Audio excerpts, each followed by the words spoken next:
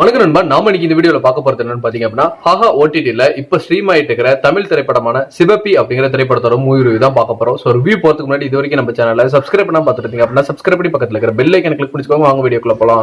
இந்த படத்தோட ஒரு ஒன்லைன் என்னன்னு பாத்தீங்க அப்படின்னா, அழகான கிராமம், ஒரு சின்ன பையன் இருக்கான், அப்பா கிடையாது, அம்மா மட்டும் தான். சோ இந்த சின்ன பையனோட ஃப்ரெண்ட் வந்துட்டு யாருக்கா முத்தம் கொடுத்த அப்படின்னா குழந்தை பிறந்தா இப்படிதான் குழந்தைலாம் பிறந்துச்சு அப்படின்றான். உடனே அவன் ஒரு கோழிக்கு முத்தம் கொடுக்க போவோம். த்ரீன்னு வந்துட்டு பையன் வந்துட்டு பயந்துடுறான். ஐயோ நாம வேற கோழிக்கு முத்தம் கொடுத்துட்டுமே, அந்த கோழிக்கு வந்து குழந்தை பிறந்துருமே அப்படின்ட்டு ஒரு இடத்துக்கு மேல அந்த கோழி முட்டை போடுது. சோ அந்த வந்துட்டு பாத்தீங்க அப்படின்னா அந்த கோழி கொஞ்சம் ரொம்ப ஆசையா வந்துட்டு தன்னோட குழந்தை மாதிரி இல்ல குழந்தைனே நினைச்சு வந்து அந்த பையன் வளர்த்திட்டு இருக்கிறான்.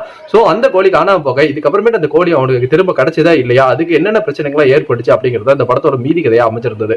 இந்த படத்துல என்ன நல்லா இருந்துச்சு நல்லா இல்லைங்க பாத்துருவோம். ஃபர்ஸ்ட் வந்து பாத்தீங்கன்னா ரொம்ப ஒரு அழகான ஒரு கிராம படம். சோ ஒரு கிடா அப்புறமேட்டு பாத்தீங்க அப்படின்னா தீபாவளிக்கு அப்புறமேட்டு ஒரு நல்ல ஒரு கிராம படம் பார்த்த மாதிரி ஒரு ஃபீல் வந்து கொடுத்திருந்தாங்க. முக்கியமா பிக் பாஸ் பூர்ணிமா இருக்காங்க இல்லையா, அவங்க இந்த படத்தோட ஒரு மைய கதையில வந்துட்டு நல்ல ஒரு ரோல் வந்துட்டு பண்ணியிருக்காங்க.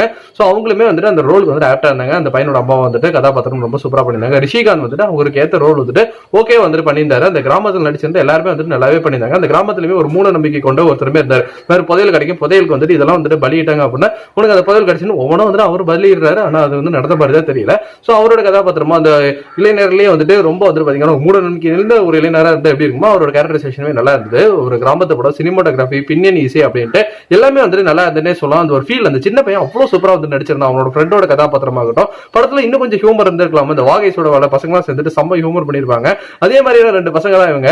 அதான் அந்த முத்த கொடுத்துட்டு குழந்தை கொடுத்துருன்னு சொல்லிட்டு என்னடா நைட் டிஸ்கெட்டே மிஞ்சிடும் இருக்கு. அந்த அளவுக்கு வந்து பாத்தீங்க அப்படின்னா சின்ன பையன் பயப்படுறது, அம்மாட்ட அடி வாங்குறது, அந்த பாட்டி, சோ எல்லாமே வந்துட்டு பாத்தீங்கன்னா ஒரு எமோஷனல் அட்டாச்சாவே வந்து பில்ட் ஆயிருந்தது. சோ அந்த குழந்தை அந்த கோழி காணட்டு அவன் தன்னோட குழந்தையே காணக்கிற மாதிரி வந்துட்டு அவன் தேடுறது, அந்த கோழி பார்த்ததுக்கு அப்புறமா அந்த எமோஷன் ஆகுறது, கோழி தரமாட்டேன்னு சொல்றது, ஒரு கோழிக்கு இவ்வளவு பெரிய பிரச்சனையான்ட்டு பஞ்சாயத்து தலைவர் வந்து தீர்ப்பு வந்துட்டு என்ன பண்றதுனே தெரியாம வந்து இருக்கிற அந்த காட்சிகள் வந்து ரொம்ப அழகாவே போச்சுன்னு சொல்லலாம். படம் கிட்டத்தட்ட வந்துட்டு ஒரு 1.25 மணி நேரம் ரன் டைம்குள்ள இருக்கிறதுனால பெருசா வந்து பாத்தீங்க அப்படின்னா போர் அடிக்காம தான் போச்சு. ஒரு கிராமத்து படம் பார்க்கணும்னு நினைக்கிறவங்க தாராளமா இந்த படத்தை வந்துட்டு ஓடிடில அவைலபிள் இருக்கு, பாருங்க. So for more cinema updates மறக்காம நம்ம சேனலை சப்ஸ்கிரைப் பண்ணி பக்கத்துல இருக்கிற பெல் ஐகானை கிளிக் பண்ணி வச்சுக்கோங்க. நீங்க இந்த படம் பார்த்தீங்கன்னா உங்களுக்கு எப்படி இருந்ததுங்கிறது நம்மளோட கமெண்ட் செக்ஷன்ல தட்டி விட்டுருங்க. நன்றி, வணக்கம்.